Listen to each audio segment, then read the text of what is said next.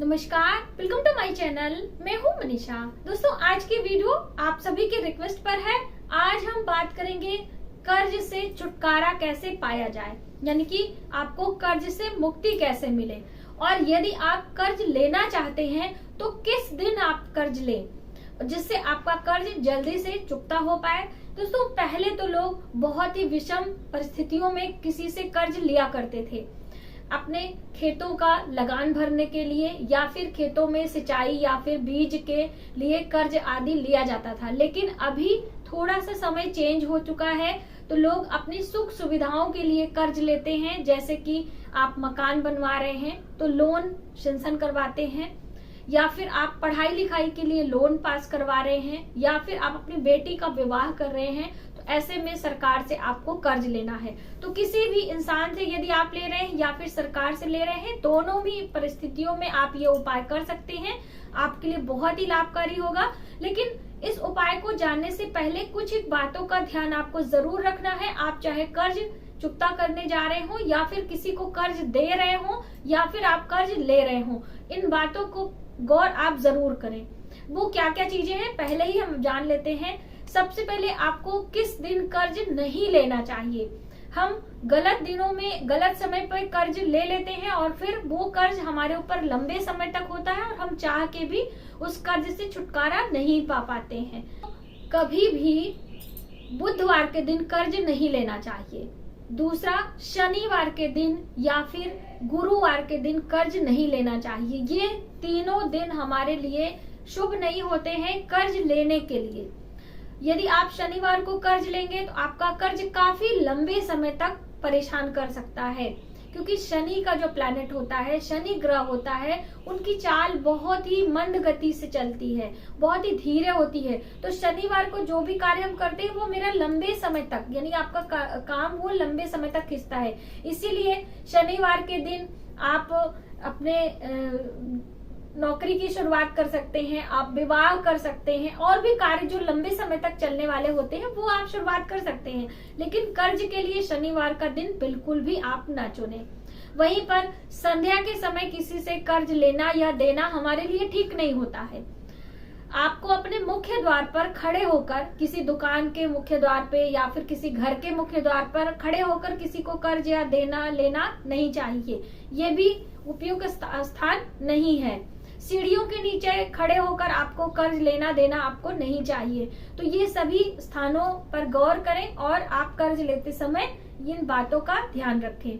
अगली महत्वपूर्ण बात कि आप कर्ज चुकाना चाहते हैं और आपका कर्ज नहीं चुक पा रहा है, ऐसे में आपको मंगलवार के दिन उस कर्ज से मुक्ति पाने के लिए उस दिन की शुरुआत करनी चाहिए। जैसे कि आपके पर बहुत ज्यादा बिजली का बिल हो चुका है और धीरे धीरे वो बढ़ता ही जा रहा है, आपका मकान टैक्स है, आपका वाटर टैक्स है, मतलब इस तरह के टैक्स भी होते हैं, एक वो कर्ज ही हमारा हो जाता है और चुकता नहीं हो पाता है।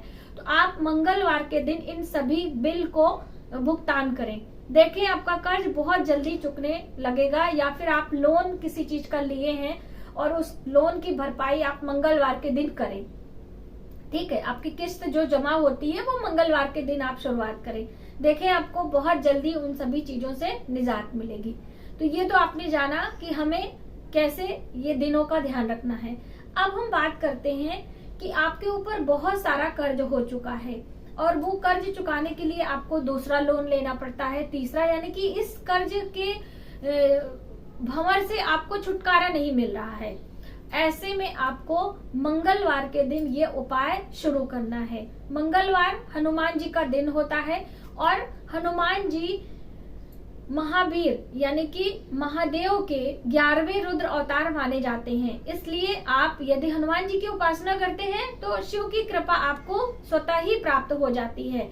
तो मंगलवार के दिन हनुमान जी के सामने आपको एक चमेली के तेल का दीपक लगाना है, और ये आप मंदिर में भी कर सकते हैं, अपने घर भी कर सकते हैं, जहां पर आपको सुविधा हो आप कर सकते हैं।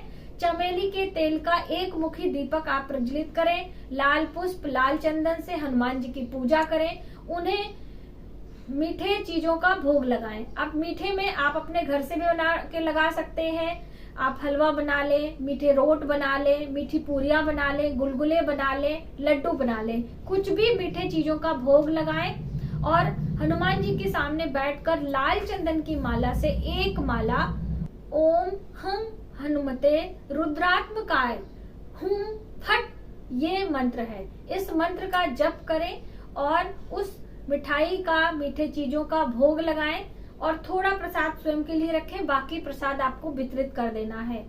ऐसा आपको 7 मंगलवार करना है।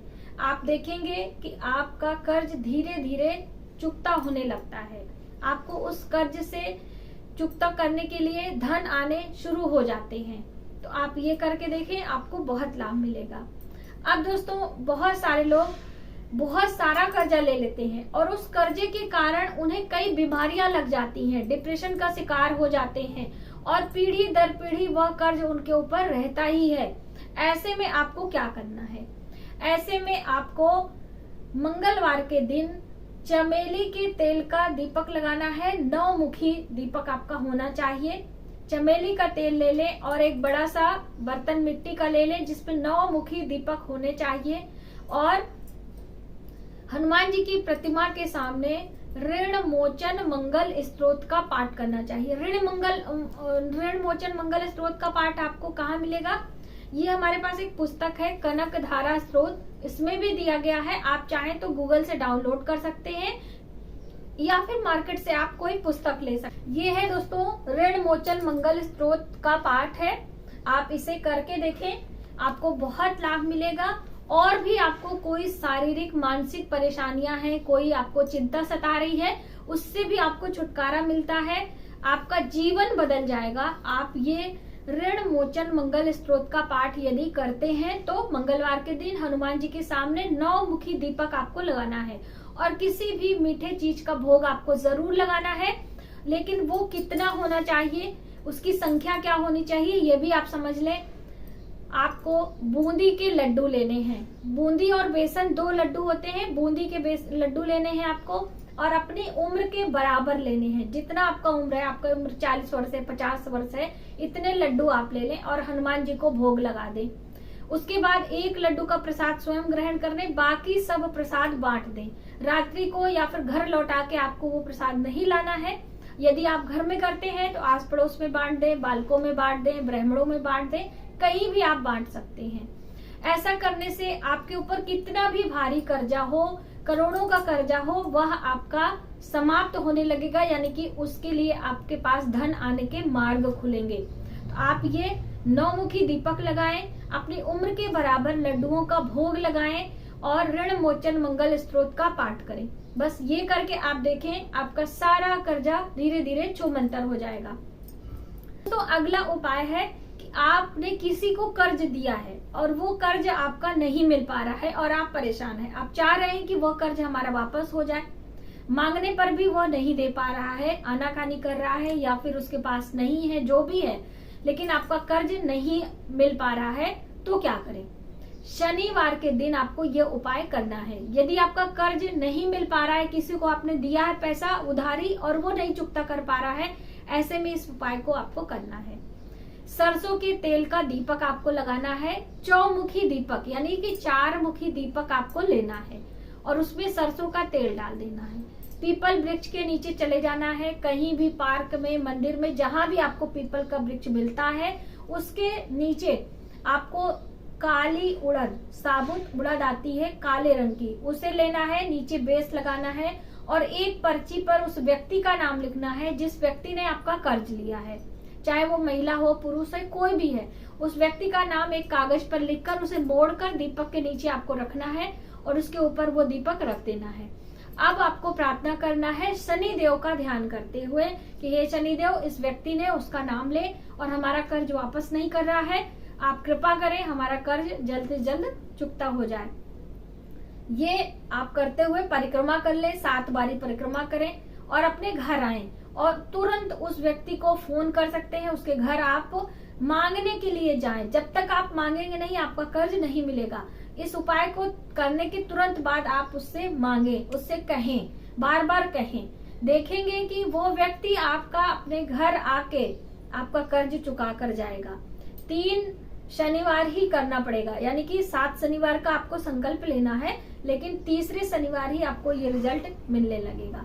तो आप ये करके देखें, आपको बहुत लाभ मिलने वाला है। इस तरह के बहुत सारे छोटे छोटे उपाय हैं दोस्तों जो कि आप करके उसका लाभ ले सकते हैं। लेकिन उसके लिए सबसे पहले तो आपको पूर्ण श्रद्धा होना चाहिए, उस उपाय पर आपको विश्वास होना चाहिए और सही समय पर सही तरीके से आपको उस उपाय को करना चाहिए।